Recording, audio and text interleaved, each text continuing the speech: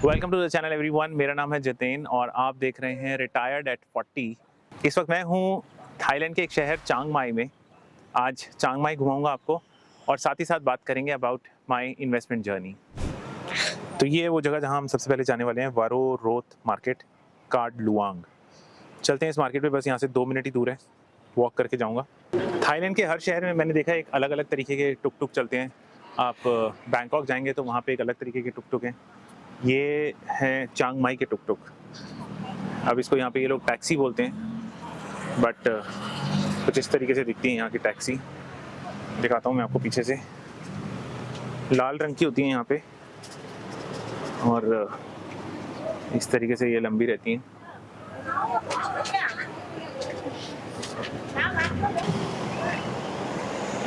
ये है चांग माई की टैक्सीज। तो कुछ इस तरीके से दिखते हैं यहाँ पे एक फ्रूट मार्केट। रेट तो ठीक ही लग रहे हैं। ये यहाँ की फ्रूट मार्केट है। फ्रूट यहाँ पे कुछ अलग तो मुझे पता नहीं, एवोकाडो मिल रहे हैं यहाँ पे और ये कुछ अलग फ्रूट है यहाँ पे। आई डोंट नो क्या है, बर्फ़ में रखा हुआ है इन्होंने, आड़ू जैसा कुछ लग रहा है ये थाईलैंड का एक बहुत फेमस फ्रूट है और बहुत महंगा भी है। इसको बोलते हैं लोग ड्यूरियन। मैंने टेस्ट करा, मुझे टेस्ट बहुत ज़्यादा अच्छा लगा नहीं था, तो इसलिए मैं तो नहीं खा रहा हूँ इसको। बाकी ये यहाँ पे कुछ वो भाई जो रेशम के कीड़े होते हैं, ये वो हैं 200 बाट में। इसको पता नहीं यहाँ पे इन्होंने क्यों इन स्नैक्स के साथ रखा हुआ है। ये ड्राइड स्ट्रॉबेरी हैं 120 की और ये है ड्राइड लोंगन और ये है ड्राइड मैंगो। ये मुझे लग रहा है इन्होंने गन्ने काट के रखे हुए हैं इस तरीके से। नारियल को देखो कितना सुंदर सजा रखा है इन्होंने। और ये यहाँ पे इन्होंने एक फ्रूट का सेट बना रखा है जिसमें 5 फ्रूट हैं और ये इसको 20 बाट का बेच रहे हैं, जो कि 50 रुपये के आसपास होता है। ये थाईलैंड का एक अच्छा फ्रूट है, मैंने अभी तक खाया नहीं है, मैं लूँगा आज जाते हुए। मैंगोस्टीन बोलते हैं इसको। 30 बाट में 1 किलो मिल रहा है। प्राइसेस यहाँ पे अच्छे हैं, ठीक प्राइसेस हैं। ये देखो जी, यहाँ पे ये अलग अलग तरीके के कीड़े बिक रहे हैं फ्राई होकर के। ये पता नहीं क्या है, ये भी किसी तरीके के कीड़े ही लग रहे हैं। ये तो पक्की बात है ग्रास हॉपर है और ये रेशम के कीड़े हैं। ये भी किसी तरीके के कीड़े ही हैं, कौन से हैं वो तो पता नहीं। ये हनी बी का हनी कॉम्ब, मधुमक्खी का छत्ता जो होता है, वो भी यहाँ पे बिक रहा है। थाईलैंड में लॉटरी का भी काफ़ी चलन है, लोग अभी भी यहाँ पे लॉटरी खरीदते हैं। इसको बोलते हैं राम्बुटान। ये अपने इंडिया में जैसे लीची होती है, ये उसी तरीके का फ्रूट है। थोड़ा सा लीची से कम मीठा होता है और ये यहाँ पे 50 बाट में बिक रहा है। ये अंगूर का ज़रा साइज़ देखो, क्या बड़े बड़े अंगूर हैं। ड्राई फिश पड़ी है यहाँ पे बहुत ज़्यादा। ये सारी ड्राई फिश हैं, कितने बड़े बड़े पीस हैं फिश के।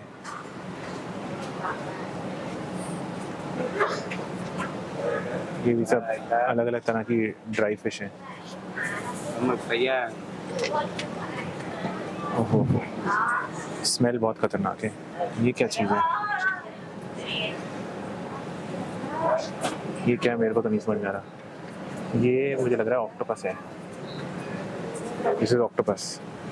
पता नहीं ऑक्टोपस है कि स्क्विड है, तो इन्होंने इसको ड्राई कर रखा है। ये थोड़े छोटे साइज़ के हैं, ये थोड़े बड़े साइज़ के हैं और ये तो भैया, ओह माय गॉड, ओरे बाबा रे।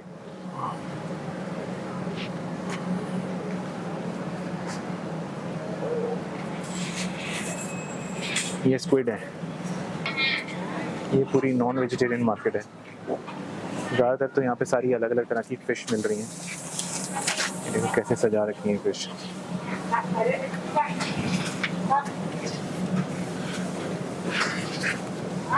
ये मुझे समझ नहीं आ रहा कि क्या चीज़ है। हो सकता है ये फ़िश की स्किन हो।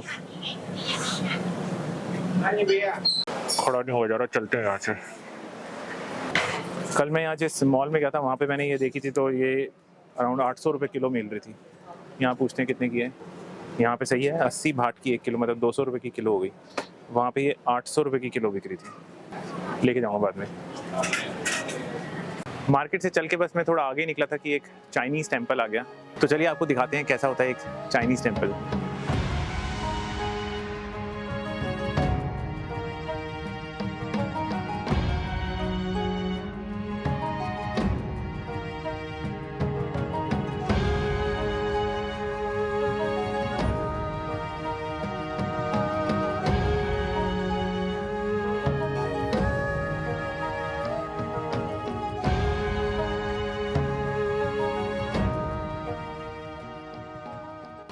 ये मैं आ गया हूँ अभी एक चाइनीज़ टेम्पल के अंदर। चाइनीज़ टेम्पल अगर आप देखें तो यहाँ पे इनके ड्रैगन्स बने होते हैं यहाँ पे इनके मंदिरों के अंदर। और मैंने अभी जो यहाँ के मंदिर की जो पुजारी हैं जो बैठी हुई हैं उनसे मैंने पूछा यहाँ के भगवान का क्या नाम होता है, तो उन्होंने बताया कि ये जो भगवान है सामने इनको बोलते हैं आको अमा। पता नहीं मैं प्रोनाउंस ठीक से कर रहा हूँ कि नहीं, बट मुझे ये बताया कि आको अमा इस भगवान को बोलते हैं। इस तरह से ये थाईलैंड का एक चाइनीज़ टेम्पल। थाईलैंड में एक्चुअली बहुत ज़्यादा चाइनीज़ लोग रहते हैं, तो चाइनीज़ टेम्पल बहुत हैं यहाँ पर। यहाँ पे डायनासोर की शेप में ये लोग बना रहे हैं डोनट। अभी आधे घंटे से मैं इस मार्केट को एक्सप्लोर कर रहा हूँ। बहुत अच्छी मार्केट है ये चांग माई में। अगर आप आ रहे हैं तो this has to be there in your list. Chiang Mai से दो देश बहुत ज़्यादा पास पड़ते हैं, एक म्यांमार और एक लाओस। अगर यहाँ से वेस्ट की तरफ जाएंगे तो म्यांमार आ जाएगा और यहाँ से ईस्ट की तरफ जाएंगे तो लाओस आ जाएगा। तो दो देश जो हैं जिसके साथ इसकी सीमा लगती है। चाइना भी यहाँ से बहुत ज़्यादा दूर नहीं है। So this is how Chang my is placed geographically. तो ये तो थी यहाँ की मार्केट। जो थंबनेल आप देख के इस वीडियो पे आए हैं उसके बारे में तो मैं बात चलते चलते नहीं कर सकता हूँ। उसके लिए मुझे एक जगह चाहिए आराम से बैठ के बात करेंगे। उसके लिए मैं अभी बुक कर रहा हूँ एक ग्रैब बाइक। हम जाएंगे वाट चेडी, यहाँ का एक बहुत फेमस टेम्पल है, वहाँ आराम से बैठेंगे और फिर मैं आपको बताऊँगा अपनी इन्वेस्टमेंट जर्नी के बारे में। थाईलैंड में अगर आप घूम रहे हैं तो ये बाइक टैक्सी का बड़ा सहारा है। 50 से 100 रुपये लगते हैं इसमें, आसपास 4-5-6 किलोमीटर की रेंज में, और आराम से आप जल्दी से जल्दी पहुंच सकते हैं। और बैंकॉक में तो सड़कों पे ट्रैफिक जैम भी इतना ज़्यादा होता है कि नॉर्मल टैक्सी में कई बार आपको सिटी सेंटर तक पहुंचने में अराउंड 1-1.5 घंटा लग जाता था मुझे सिटी सेंटर में, और अगर मैं बाइक टैक्सी पे जाता था तो मैं आधे घंटे में पहुंच जाता था। तो बाइक टैक्सी का बड़ा सुख है यहाँ पे। ये आ गई मेरी बाइक टैक्सी। एक बार जरा नंबर देख लेता हूँ, 9198। Okay, can you hold this?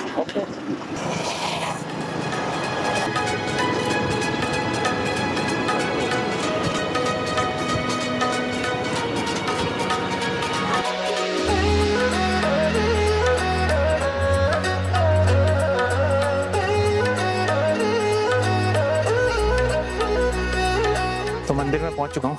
Ticket लिए यहाँ पे मैंने 50 बात की। अब चलते हैं अंदर, देखते हैं। बट एक छोटी सी स्ट्रेंज चीज़ मैंने देखी है यहाँ पे। अभी एक जो जगह है यहाँ पे, अभी यहाँ पर सिर्फ आदमियों को अलाउड है अंदर जाना। यहाँ लिखा है ओनली मैन अलाउड। पता नहीं क्यों ऐसा, बट ऐसा ही है यहाँ पे।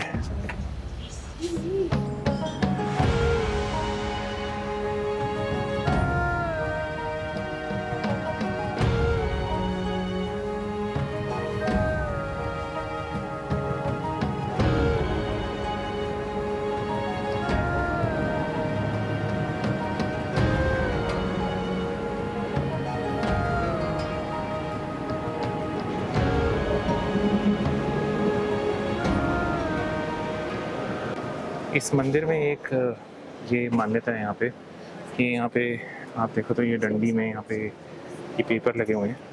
इस पेपर के अंदर ना सोने का वर्क है। अब मुझे ये नहीं पता कि ये असली सोना है या नकली सोना क्या है। असली तो नहीं होगा वैसे, बट ये वर्क जो है ये हमें इसमें से निकालना है। और सामने जो बुद्धा की मूर्ति है, इन मूर्तियों के ऊपर इसको चिपका देना है। तो लगा देते हैं हम भी। तो ये मैंने भी एक सोने का वर्क निकाल लिया और ये हम भी बुद्धा के लगा देते हैं, माथे पे लगा देते हैं।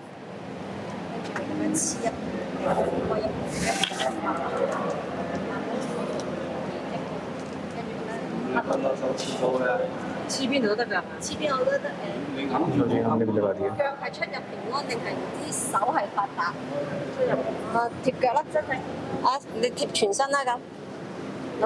तो फाइनली मेरे को थोड़ी छाया भी मिल गई और एक अच्छी जगह भी मिल गई है। अभी मैं हूँ चांग माई के वाट चेडी करके एक ये टेम्पल है जहाँ पर मैं हूँ अभी। तो अब आ जाते हैं अपने टॉपिक पे, बात करते हैं मेरी इन्वेस्टमेंट जर्नी की। तो मैंने एमबीए करी थी 2005 में, उसके बाद ऑलमोस्ट 1.5-2 साल मैंने जॉब भी करी है। बट जॉब में मेरी सैलरी कोई बहुत ज़्यादा नहीं थी कि मैं कुछ इन्वेस्ट कर पाता। मेरी स्टार्टिंग सैलरी तो इनफैक्ट 9-9.5 हज़ार थी। उसके बाद जब मैंने कॉल सेंटर में जॉब छोड़ी तो मेरी जो सेकंड जो सैलरी लगी थी वो तो सिर्फ 7.5 हज़ार थी। उसमें तो मैं क्या ही इन्वेस्ट कर पाता। बट 2007 में when I started my business, उस टाइम भी मेरा दिमाग बहुत नौसिखिया दिमाग था। मुझे इन्वेस्टमेंट्स के बारे में, स्टॉक मार्केट के बारे में कुछ खास ऐसा पता नहीं था। थोड़ा मैं आपको और पीछे ले जाता हूँ कि मैंने स्टॉक मार्केट के बारे में सुना कब था। So this was year 2000 may be 3, 4 और 5। 2003 से 5 के बीच में कभी मारुति का शेयर मार्केट में लिस्ट हुआ था। सो मेरा एक रूममेट था when I was doing my MBA, उसने मारुति के शेयर में इन्वेस्ट करा था। तो that was the first time जब मुझे स्टॉक मार्केट के बारे में मैंने कुछ सुना था। तो मेरी एज थी 21 साल जब मैंने पहली बार स्टॉक मार्केट के बारे में सुना था। उससे पहले मुझे स्टॉक मार्केट के बारे में कुछ पता ही नहीं था। तो 2007 में when I started my business, I started making some substantial money. And 2008 में आते-आते मैंने थोड़ा-सा पैसा इकट्ठा कर लिया था एंड मैंने एक डीमैट अकाउंट खुलवाया था ICICIdirect.com पे। उस टाइम पे ये ऐप्स वगैरह तो होती नहीं थी। तो मैंने 2008 में पहली बार शेयर मार्केट में पैसे इन्वेस्ट करने शुरू करे और मेरा पहला जो स्टॉक था, मुझे ध्यान है, दैट वाज रिलायंस पावर। उन दिनों रिलायंस पावर के बारे में काफ़ी बात हो रही थी मार्केट में कि ये कंपनी आने वाले टाइम में एक मल्टी बैगर बनेगी। तो मैंने भी रिलायंस पावर में इन्वेस्ट किया था। मुझे शेयर प्राइस क्या था मुझे अब अच्छे से ध्यान नहीं है। तो रिलायंस पावर था, there was another company Dish TV. तो उन दिनों केबल टीवी डेड होता जा रहा था और हर छत पे डिश टीवी एंटीना लगने शुरू हो रहे थे। तो आई थॉट कि इसका फ़ायदा उठाया जाए एंड मैंने डिश टीवी में भी कुछ पैसा इन्वेस्ट किया था। इसके अलावा मैंने आइडिया के स्टॉक में भी कुछ इन्वेस्ट करा था साथ-साथ। तो ये 3 कंपनियाँ थी जिनमें मैं इन्वेस्ट करता था 2008 में शुरुआत में। और थोड़ा-सा इन्वेस्ट करता था, थोड़ा-सा प्रॉफ़िट होता था, फिर मैं निकाल लेता था। मेरी कैपिटल थी अराउंड 50,000 रुपए शायद। बट सडनली एक दिन क्या होता है कि मार्केट में रिसेशन आता है, यूएस रिसेशन 2008 में। तो मेरा जो 50,000 था, मेरी आँखों के सामने 1 हफ्ते के अंदर-अंदर सिर्फ 20,000 रुपए रह गए थे, 30,000 का लॉस हो गया था। And that loss to me was a very, very big loss. अगर आपका 60% अमाउंट आपके सामने वाइप आउट हो जाए, तो ऑब्वियस सी बात है कि आप घबरा जाएँगे। And that happened with me as well. मेरा 60% अमाउंट जो है वो वाइप आउट हो गया मेरी आँखों के सामने विदिन अ वीक। तो मैं काफ़ी घबरा गया। अब मैंने क्या किया कि बाकी के जो 20,000 थे वो पैसे मैंने विथड्रॉ करे और मैंने उसके बाद वो ICICIdirect.com अकाउंट की तरफ मुड़ के नहीं देखा। मेरे ख्याल से 2 साल तक तो मैंने मुड़ के नहीं देखा। मुझे ये भी नहीं पता था कि सेंसेक्स, निफ्टी कहाँ है, क्या नहीं कर रहे हैं, कुछ नहीं पता था। 2010 में मेरे एक फ्रेंड ने मुझे एसआईपीज़ के बारे में बताया, म्यूचुअल फंड्स के बारे में। उस टाइम पे म्यूचुअल फंड शायद नए-नए मार्केट में आए थे। तो मैंने म्यूचुअल फंड में इन्वेस्ट करना शुरू करा थ्रू एन एसआईपी। उस टाइम पे भी एसआईपी जो है वो किसी ऐप के थ्रू नहीं होती थी। तो वो बंदा मेरे पास आता था और एक फॉर्म पे साइन करवाता था और मेरे से कुछ वो ऑथराइजेशन वगैरह, जो बैंक ऑथराइजेशन वगैरह होती है, वो सब उसने मुझसे करवाई थी और फिर मेरे अकाउंट से पैसे कटने शुरू हो गए थे और मैंने वो एसआईपी शायद 2,000 रुपये पर मंथ की कराई थी। This was back in 2010। वो एसआईपी मेरी 2010 से 2011 तक चली थी शायद 1 साल। उसके बाद आई गॉट मैरिड, तो मुझे कुछ पैसों की ज़रूरत थी उस टाइम पे, कुछ मेरे पर्सनल खर्चे थे, तो मैंने वो एसआईपी को तुड़वा लिया था। एंड बस उसके बाद मैं शेयर मार्केट से हट गया 2011 से और 2020 तक मैंने मुड़ के स्टॉक मार्केट की तरफ नहीं देखा। मेरा कोई डीमैट अकाउंट नहीं था, मेरी कोई एक पैसे की भी इन्वेस्टमेंट नहीं थी स्टॉक मार्केट में 2020 तक। इस बीच में 2011 से लेके 2020 तक मैं सिर्फ एफडीज़ ही करता था। एफडीज़ का मेरे को रेट ऑफ रिटर्न जो मिलता था वो 8% से लेके 10%, 10.5% भी मिलता था उन दिनों में, क्योंकि मेरे फादर के नाम पे जो एफडीज़ होती थी, क्योंकि वो सीनियर सिटीज़न में आते थे, तो उसमें 10.5% तक भी मिलता था और जो मेरी अपनी एफडीज़ होती थी वो मैं उसमें मुझे 9% के आसपास का रिटर्न मिल जाता था। तो 2011 से लेके 2020 तक मैं एफडीज़ के अंदर ही इन्वेस्टेड रहा। 2016 में मैंने प्रॉपर्टी ले ली थी, 2 प्रॉपर्टीज़ ली थी इनफैक्ट एक के बाद एक। वो भी मेरी एक गलती थी कि मैंने 2 प्रॉपर्टीज़ एक साथ खरीद ली थी और 2020 में कोविड आया, मेरा काम बिल्कुल बंद हो गया था। आई did not have any income source. मैंने कभी कोई सेकंड हसल कुछ थी ही नहीं मेरी लाइफ में। मेरी लाइफ की जो मेन अर्निंग थी that was my business earning only. तो बिज़नेस बिल्कुल बंद हो गया था। I had to ask my employees also to leave because कुछ काम ही नहीं आ रहा था हमें पीछे से। हाथ बहुत ज़्यादा टाइट हो गया था मेरा and then that was a time when I had to sell one of my property और मेरे को अपने एक प्रॉपर्टी को बेच के दूसरी प्रॉपर्टी का लोन रीपेमेंट करनी पड़ी। तो उसके बाद मेरे को जब प्रॉपर्टी बेचने के बाद आई गॉट सम मनी जो मेरे पास जो बैलेंस था, उस बैलेंस से मैंने वापस से एसआईपीज़ करनी स्टार्ट करी। एंड एसआईपीज़ मैंने अच्छे खासे अमाउंट की करनी I started this at the end of 2020 और अभी हम 2024 में ऑलमोस्ट 4 साल होने वाले हैं मेरे को। मैंने नवंबर में स्टार्ट करी थी और अभी सितंबर चल रहा है, तो 3 साल और 10 महीने हो चुके हैं मेरी एसआईपीज़ को।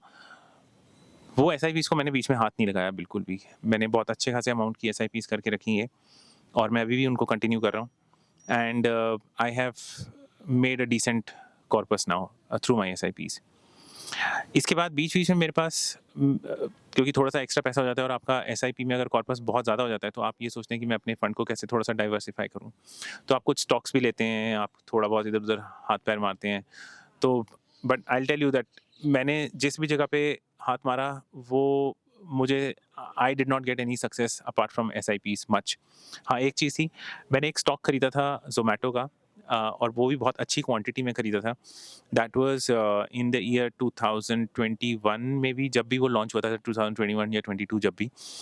स्टॉक वो खरीदा था मैंने ज़ोमैटो का ₹105 पे, अच्छी खासी क्वांटिटी थी। इनफैक्ट 105 पे नहीं खरीदा था मैंने, ज़ोमैटो का स्टॉक ₹150 पे खरीदा था और मैंने उसको एवरेज करते-करते मैं उसको 105 पे लेके आया था। एंड उसके बाद वो स्टॉक ऑलमोस्ट ₹40 के आस-पास आ गया था। मैं बहुत बड़े लॉस में था। मेरा अगेन 50% से पैसा वाइप आउट हो गया था इस स्टॉक में। बट मैंने हिम्मत नहीं हारी, मैंने सोचा छोड़ देते हैं इसको, जब ये ऊपर आएगा तब इसको निकालेंगे, मैं लॉस नहीं बुक करूँगा। साथ ही साथ मैंने ज़ोमैटो के 1-2 अकाउंट्स में और बहुत ज़्यादा बड़ी क्वांटिटी खरीदी एट द रेट ऑफ 50 और ₹60 पे। तो 10 दिन पहले मैंने ज़ोमैटो से एग्ज़िट करा है। एक अकाउंट में मैंने अराउंड 300%, एक में अराउंड 200% और एक में अराउंड 190% के आसपास का मैंने प्रॉफ़िट बुक करा है ज़ोमैटो में। एंड अब इसके बाद मैं किसी स्टॉक में नहीं घुसने वाला हूँ। मैं अपना पूरा स्टॉक पोर्टफ़ोलियो जो है उसको लिक्विडेट करने वाला हूँ। आई गेस मेरी टोटल इन्वेस्टमेंट का शायद से 5% ही अब स्टॉक्स में बचा है। बाकी सारा का सारा पैसा मैंने म्यूचुअल फंड्स में रखा है and I will continue with my SIPs only. And in SIPs को मैं जल्दी से निकालने वाला नहीं हूँ। इसके अलावा मैंने बीच में थोड़ा बहुत एल्गो ट्रेडिंग भी करा है, थोड़ा बहुत करेंसी ट्रेडिंग भी करा है, but I did not get any success and in fact मुझे ऐसा लगता है कि ये जो निफ्टी ट्रेडिंग है, जो डेली का जो प्रॉफिट बनाने वाली जो चीज़ें हैं, ये एक बीमारी है एंड मेरे बस की नहीं है ये, इसमें मैं कभी भी इन्वेस्ट नहीं करूँगा। So I am completely out of it. Apart from this I have invested in a property also in Goa. It's a plot. इसके बारे में मैं एक अलग से वीडियो बताऊंगा एंड आपको थोड़ा सा डिटेल बताऊंगा गोवा में प्रॉपर्टी के बारे में। But for now this was my investment journey. Around 90% जो मेरी इन्वेस्टमेंट है वो एसआईपीज़ में है, म्यूचुअल फंड्स में। 5% मैं इन्वेस्टेड होऊंगा स्टॉक्स में एंड बाकी 5% मैं अभी कैश लेके बैठा हूँ क्योंकि अभी मार्केट बहुत ज़्यादा ऊपर है। थोड़े टाइम में मार्केट नीचे आएगी, तो उसके बाद once again I will try to enter into maybe some decent stocks. शायद स्टॉक्स मैं नहीं खरीदूंगा, I will put this money in mutual funds only and धीरे धीरे करके मैं अपना पूरा ही पोर्टफोलियो जो है वो 95% से हटा करके पूरा 100% म्यूचुअल फंड की तरफ ही लेके जा रहा हूँ। And I have diversified my portfolio in small cap funds, mid cap funds, large cap funds, flexi cap funds and infrastructure funds. तो इन सेक्टर्स में मैंने इन्वेस्ट कर रखा है। बहुत ज़्यादा मैं स्टडी करता नहीं हूँ, मैंने तीनों ही में मैंने लार्ज, मिड एंड स्मॉल, इन सभी में इक्वल अमाउंट डिस्ट्रीब्यूट कर रखा है। एंड इसके अलावा मैंने थोड़ा पैसा अपना नैस्डैक फंड है, एक मोतीलाल ओसवाल का नैस्डैक फंड्स ऑफ फंड है, इस फंड में भी लगा रखा है जिसमें मेरा पैसा यूएस स्टॉक्स में इन्वेस्ट होता है। तो ये सारे फंड्स हैं। इफ़ यू वांट मैं आपको बता देता हूँ, मेरा जो अभी पैसा ज़्यादातर लगा हुआ है वो क्वांट म्यूचुअल फंड में लगा हुआ है बिकॉज़ वहाँ पे अर्निंग बहुत अच्छी आई है। तो क्वांट का small cap, mid cap and large cap fund है मेरे पास। इसके अलावा मैंने पराग पारिक का एक फ्लेक्सी कैप फंड ले रखा है। इसके अलावा मैंने मोतीलाल ओसवाल का एक नैस्डैक फंड्स ऑफ फंड ले रखा है और इसके अलावा एक और फंड है मेरे पास, क्वांट का ही एक इंफ्रास्ट्रक्चर फंड है मेरे पास। सो ये सारे फंड्स हैं जिनमें मैंने अभी इन्वेस्टमेंट कर रखी है एंड कल को अगर मुझे कुछ अपनी इन्वेस्टमेंट बढ़ानी पड़ी तो मैं इन्हीं फंड्स में अपने अमाउंट्स को और ज़्यादा इंक्रीज़ कर दूंगा। But I would not get into open market because open market में घुसने के अपने ही नुकसान है, क्योंकि एक तो आप रोज़ाना ऐप को जाकर के देखेंगे, वेबसाइट पे जाके देखेंगे कि आपका स्टॉक कितना ऊपर हो रहा है, कितना नीचे हो रहा है, फिर आपको कभी कभी लालच आएगा कि मैं इस स्टॉक में से अभी निकल जाता हूँ, नीचे गिरेगा तो फिर मैं खरीद लूँगा। और यही इसी सोच में आप कई बार उसमें फँस जाते हैं, बिकॉज़ कई बार ऐसा होता है कि आप यही सोचते रहते हैं कि मैं स्टॉक में से निकलूँ, और आप निकल नहीं पाते हैं और स्टॉक गिर जाता है। और कई बार ऐसा होता है कि आप स्टॉक में से निकल जाते हैं, उसके बाद स्टॉक बहुत तेज़ी से ऊपर भाग जाता है। तो वो फालतू में अपना दिमाग ख़राब करने की वाली बात है। एंड प्लस आप स्टॉक में जब एक स्टॉक से दूसरे स्टॉक में स्विच करते हैं और प्रॉफिट बुक करते हैं, तो तब आपका शॉर्ट टर्म कैपिटल गेन और लॉन्ग टर्म कैपिटल गेन भी लगता है। To avoid that it is better to get into mutual fund, क्योंकि म्यूचुअल फंड वाले अगर स्टॉक्स को बेचते हैं और कोई दूसरा स्टॉक खरीदते हैं, उसमें आपको कोई शॉर्ट टर्म कैपिटल गेन या लॉन्ग टर्म कैपिटल गेन नहीं देना है। इनफैक्ट क्वांट म्यूचुअल फंड वाले जो हैं, ये तो बहुत जल्दी स्टॉक्स में स्विच करते हैं, this what I got to know. And जब वो स्टॉक्स में स्विच करते हैं तो आपको उस पे कोई भी कैपिटल गेन नहीं देना है, क्योंकि जब तक आप अपने म्यूचुअल फंड्स को लिक्विडेट नहीं कर रहे हैं, तब तक आपकी कोई भी लायबिलिटी नहीं बनती, आपको कोई शॉर्ट टर्म या long term capital gain pay नहीं करना है। So that ways mutual fund is definitely a decent investment. एक चीज़ है कि आपको इसमें लॉन्ग टर्म बना रहना पड़ेगा। अगर आप म्यूचुअल फंड में इन्वेस्ट करने जा रहे हैं तो your horizon has to be at least 10 years, and जितनी जल्दी आप स्टार्ट कर सकें उतना अच्छा है। मेरी इन्वेस्टमेंट बहुत ज़्यादा अच्छी हो सकती थी, शायद 4-5 गुना ज़्यादा होती अभी, जितनी मेरी अभी है। अगर मैं 2008 में डरा ना होता और मार्केट से निकला ना होता और मैंने कंटिन्यू किया होता, वही अमाउंट जिनकी मैं एफडीज़ करे जा रहा था, उसी अमाउंट को अगर मैं म्यूचुअल फंड्स में रखता, तो शायद चीज़ें बहुत ज़्यादा अच्छी होती मेरे लिए आज। बट देर आए दुरुस्त आए। अब मुझे कोई डर नहीं लगता, मार्केट ऊपर जाए, नीचे जाए, मुझे कोई ख़ास उसमें परेशानी है नहीं। हाँ, ये है कि अभी पिछले 3-4 साल से हम लोग मार्केट को सिर्फ ऊपर ही ऊपर जाते हुए देख रहे हैं। सेंसेक्स 25-26 हज़ार पे पहुंच गया था कोविड में, और अभी 82,000 के आसपास घूम रहा है। और ये भी सिर्फ 4 साल के अंदर अंदर हुआ है। तो ये बड़ा अनप्रेसिडेंटेड सा है, और इस वजह से बहुत सारे लोग घुस गए हैं मार्केट में। बट मैं नहीं मानता कि हमें लॉन्ग टर्म में कोई 50% या 40% या 30% कोई रिटर्न मिलने वाली है। I am just expecting anything between 12 to 15%, और अगर वो मेरा अचीव हो जाता है over a period of 20 years, and then I will be in a very decent position in 20 years time. और उन 20 में से मेरे 4-5 साल हो चुके हैं ऑलरेडी इन्वेस्ट करते हुए, तो मैं बहुत अच्छी जगह पे पहुंच चुका हूँ। अब आजकल आपने सुना होगा फायर नंबर के बारे में। बहुत सारे यूट्यूबर्स जो हैं वो फायर नंबर की बात करते हैं। फायर नंबर अगर आपको नहीं मालूम है तो मैं बता देता हूँ। जितने भी आपके एनुअल एक्सपेंसेस हैं उनको आप 25 से मल्टीप्लाई करें, और फिर आप देखें कि कितना अमाउंट निकल के आता है।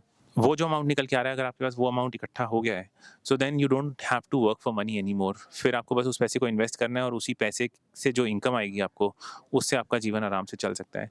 फॉर एन एग्जाम्पल, अगर आपका साल का खर्चा 10 लाख रुपये है, मे बी आपका मंथली खर्चा अराउंड 80-85 हज़ार रुपये है, और साल का खर्चा आपका 10 लाख रुपये है, तो आप 10 लाख को 25 से गुना करेंगे तो आपको तो अमाउंट आएगा 2.5 करोड़।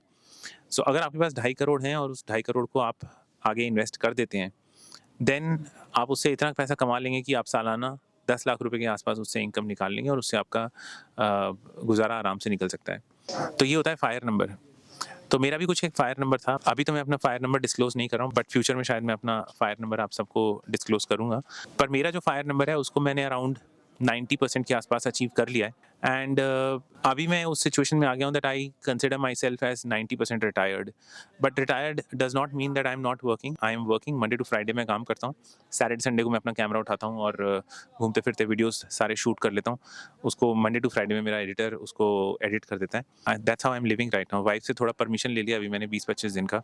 मैं घूम रहा हूँ, अभी थाईलैंड में हूँ। So I am working Monday to Friday. Saturday Sunday को मैं थोड़े वीडियोस शूट कर लेता हूँ। मंडे टू फ्राइडे में भी मुझे शाम को अगर थोड़ा बहुत टाइम मिल जाता है तो मैं वीडियोस शूट कर लेता हूँ, और बाकी टाइम मैं अपना काम करता हूँ। तो रिटायरमेंट का ये मतलब नहीं है कि मैं बिल्कुल खाली बैठ गया हूँ। मैं अपना काम भी कर रहा हूँ, एंड साथ साथ मैं अपनी जो मेरी हॉबीज़ हैं उन हॉबीज़ को भी मैं साथ साथ अपने पूरी कर रहा हूँ। So this was about my investment journey. Stocks and mutual funds के अलावा मैंने एक प्रॉपर्टी में भी इन्वेस्ट किया था आज से 2-2.5 साल पहले, and I got a decent appreciation there as well. And the property that I bought was in Goa. Goa की प्रॉपर्टी के बारे में मैं एक अलग से पूरा डिटेल्ड वीडियो बनाऊंगा, और आपको मैं बताऊंगा कि गोवा में आपको प्रॉपर्टी लेनी चाहिए कि नहीं लेनी चाहिए। And that's about it. This was my investment journey. मेरा फायर नंबर ऑलमोस्ट अचीव्ड है, and that is why I have started enjoying my life. But I will keep on working hard. मैं अपना काम जैसे कर रहा हूँ वैसे करता रहूँगा। I will keep on making these videos as well. Videos मेरे ट्रैवल के साथ साथ अब थोड़े से फाइनेंस रिलेटेड रहेंगे, जिसमें मैं आपको थोड़ा सा सिखा पाऊँगा। तो जो गलतियाँ मैंने करी हैं और जिन गलतियों से मैं कुछ सीखा हूँ, उन सब गलतियों के बारे में मैं आपके साथ शेयर कर सकता हूँ अपना एक्सपीरियंस, ताकि आप अपनी इन्वेस्टमेंट जर्नी में ये गलतियां दोबारा ना दोहराएं। So that's it, this was about today's video. I hope you liked the video. अगर आपको वीडियो अच्छा लगा हो तो इस वीडियो को लाइक और चैनल को सब्सक्राइब ज़रूर करें। हम मिलते हैं आपसे अपने अगले वीडियो में। Till then, stay happy, stay safe, keep travelling, but most importantly keep investing.